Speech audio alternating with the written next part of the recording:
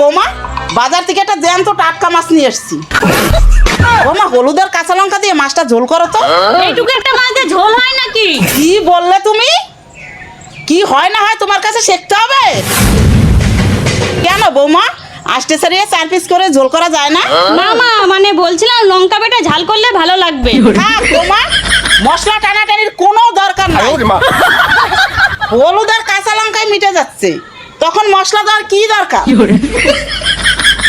ও মা, তুমি বাজার করেছো, তোমার বাজারে যাওয়ার কোনো দরকার ছিল না, আমি তো বাজার করতাম। কেন, মহাভারতে লেখা আছে নাকি যে মেয়ে ছেলে বাজার করবে না? তোর আর বাজার ঘাট করতে হবে না। কেন মা, আমিও তো জ্যান্ত মাছ নিয়ে আসতাম। তুমি মাছ নিয়ে এসো ঠিকই, কিন্তু 10 টাকার জিনিস 10 টাকা দিয়েই নিয়ে এসো। সেটা 9 টাকায় নিয়ে আসা যায়, সেটা কি তুমি জানো? তোমার বাবা সংসারের দিকে আর ধ্যান দিতে হবে না, তুমি ব্যবসাটা মনোযোগ দিয়ে করো। কিন্তু মা, এইটুকু মাছ আমাদের সবার হবে তো? এই হবে না মানে?